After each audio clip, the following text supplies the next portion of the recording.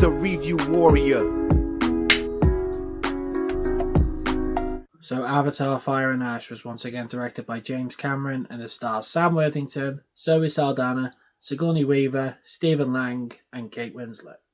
Jake and Neytiri's family grapples with grief after Neteyam's death, encountering a new aggressive Na'vi tribe, the Ash People, who were led by the fiery Varang. As the conflict on Pandora escalates and a new moral focus emerges. So going into Avatar Fire and Ash, it should come as no surprise. This film is an epic extravaganza. All three of the Avatar films are.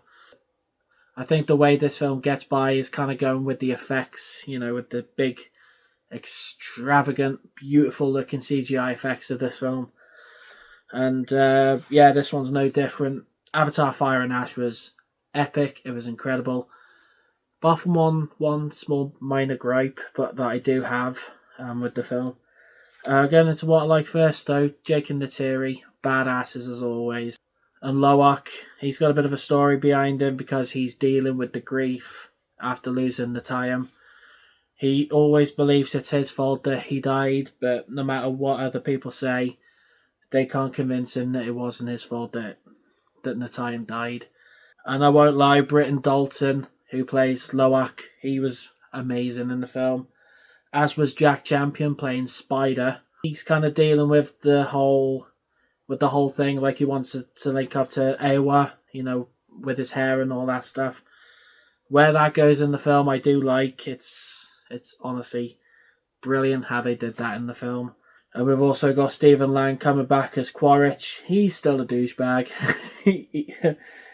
He's one of the most evil people in this film, although they do try something with his character throughout the whole film, and I honestly was a fan of it. Like I liked where the twists and turns were going with his character. I won't spoil what was happening though, but you do feel like he wants to go in a new direction and being one evil bastard, after trying to get all the money off of Pandora. And trying to get his son back from Jake. And the rivalry between Quaritch and Jake Sully in this film is honestly a good rivalry. There's a scene about an hour in where they try and work together trying to find the whole of their family.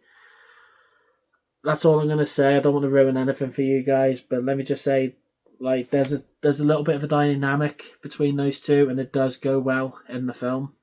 Now going back to the effects of Avatar Fire and Ash, you guys know what to expect with this one. Amazing looking CGI effects, incredible looking set pieces. I remember Jeremy Johns in his review saying, "Oh yeah, you seem to forget that everything on that film is not real." And on the drive, you'll see it in his review. I definitely agree with him. After watching the film, you think, how did they do that? That's the best thing about when you watch a James Cameron film. You don't know how he does it. I mean, look at Titanic back in 1997. The whole grand scale of looking at that ship before it goes to sail and when they're sinking slowly. How the hell he did that in 1997 is just mad. And him still doing it in 2025. With Avatar Fire and Ash, it's just a massive deal. Okay, like I said in the kind of intro of this video earlier on, that I do have one gripe of the film. It does kind of retread what we've seen before in the Avatar films. This one kind of feels beat for beat, like what we saw in Avatar: The Way of Water. The whole battle scenes. I'm trying to keep it as vague as I can, but it's kind of hard to keep a film like this very vague. It was epic though. I did like Avatar Fire and Ash, and like I said, I'm trying not to spoil anything in this film because this is one that you need to see on the big screen. The effects and all, I think you should probably see this in IMAX, or if you go to Odeon, iSense, because you feel like you are in Pandora when you watch Avatar Fire and Ash. So many cool action scenes, so much amazing CGI, and yeah, what the hell, I'm going to go to verdict time. Verdict. One more thing I forgot to mention as well, the high frame rate from the 20th Century Studios logo at the start. I noticed they looked a bit smoother than usual, looked more lifelike. I was just like, well, wait, that looks different.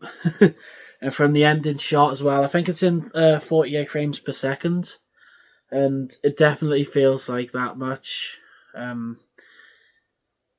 It doesn't take away from the film at all. It can be very jarring in some scenes, but it does help for the film. Anyway, yeah, back to verdict time. Verdict time. So in the end, Avatar Fire and Ash, it was just as good as the first two. Even with the minor retreads from the original two, it still keeps up with the amazing epicness that this film brings. Love Sam Worthington, love Zoe Saldana.